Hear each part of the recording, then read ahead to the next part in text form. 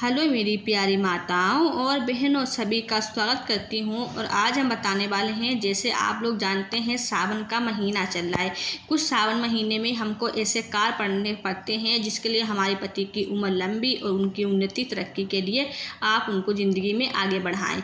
तो क्या है स्वागन, वो कार्य ऐसे करने पड़ते हैं। जो सावन का महीना होता है वो प्रेम का भी महीना माना जाता है। इस सावन महीने में जो भी शिवलिंग पर एक जल लोटा समर्पित करता है उसकी हर मनोकामना पूरी होती है। शिव जी उसको आशीर्वाद देते हैं।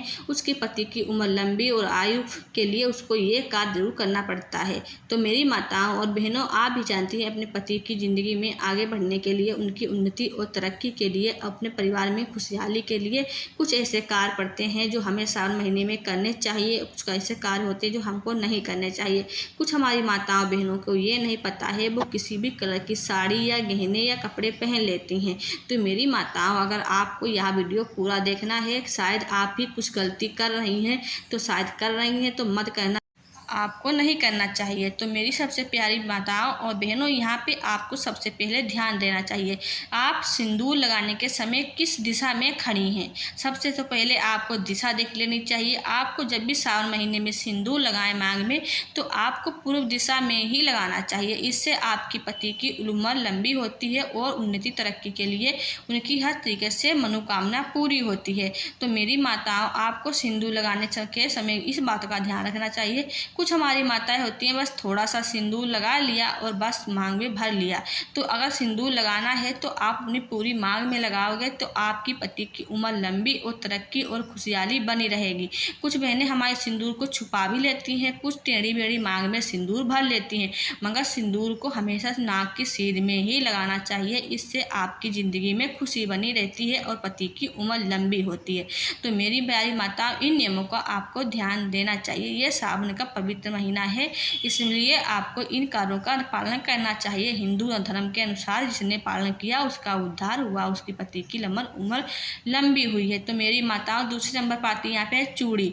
चूड़ी आपको किस तरीके की पहननी चाहिए माताओं? चूड़ी आपको हरे कलर की या लाल कलर की ही पहननी चाहिए। आपको क्या कहते हैं, देखते हैं चारों तरफ क्या होता है, हरियाली ही नजर आती है। जो ये सावन का महीना होता है ये प्रेम का महीना माना जाता है। माता पार्वती का आशीर्वाद मिलता है और आप हमेशा ही सुहागन रहेंगी। तो आपकी जो चूड़ी है वो हल्दी कलर की ही होनी चाहिए।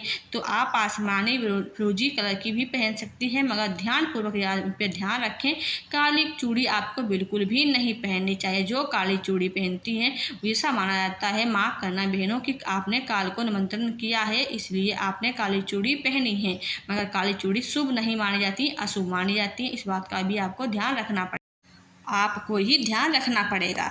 तो मेरी माताओं, तीसरी नंबर पे वो कौन सी चीज़ आती है जो हमको पहननी चाहिए? तो मेरी माताओं, यहाँ पे आता है मंगलसूत्र। मंगलसूत्र आपको सावन महीने में ही पहनना चाहिए और अपने गले से बिल्कुल नहीं निकालना चाहिए। अगर आपके पास मंगलसूत्र टूटा फूटा पड़ा है तो आप उसको मरम्मत करा के ही पहने, टूटा मंगलसूत्र आप ना पहने।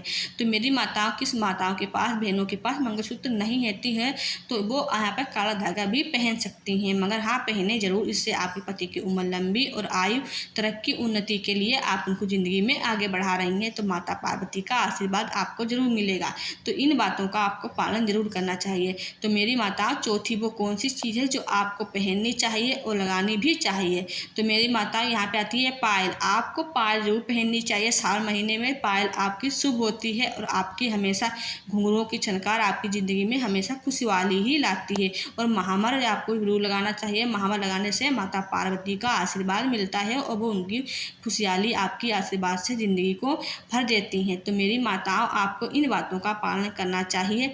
अगर आपके अपने माथे पे बिंदी जरूर लगानी चाहिए। बिंदी लगाने से आपके ज़िंदगी में रौनक रहती है, आपके पति की हमेशा खुशहाली ज़िंदगी बनी रहती है। अगर आप इन नियमों का पालन करेंगे तो आप देखोगे कि आपकी ज़िंदगी में उन्नति और तरक्की ही रहेगी, कभी भी कोई संकट नहीं आएगा। आपके पति की समाज में इज्जत होगी, उन्नति और तरक्की होगी, आपके बच्चों पे पे कभी कष्ट नहीं आएगा। जिस महिलाओं ने ये कार्य किए उसका जीवन उद्धार हुआ है, माता पार्वती का आशीर्वाद मिला है। ये सावन का महीना बताया जाता है। इस महीने में जो नर नारी नियम धर्म के अनुसार चलता है उसका हर बेड़ा पार होता है, उद्धार होता है। जो हम हिंदू धर्म के हैं, हिंदू धर्म के अनुसार, शास्त्रों के अनुसार आपको ये कार्य कर लेने चाहिए। इससे आपके पति की उम्र ही बढ़ती नहीं है, आप हमेशा सुहागन रहती हैं और आपकी उम्मीदें और तरक्की और उन्नति के लिए आपके पति की हमेशा समाज में इज्जत होगी। तो आपको ज़िंदगी में आगे बढ़ने के लिए ये कार्य जरूर करना चाहिए। तो वीडियो को लाइक, सब्सक्राइब और प्यार से कमेंट करें। जय माँ लक्ष्मी लिख के भेजें, हर मनोकामना पूरी।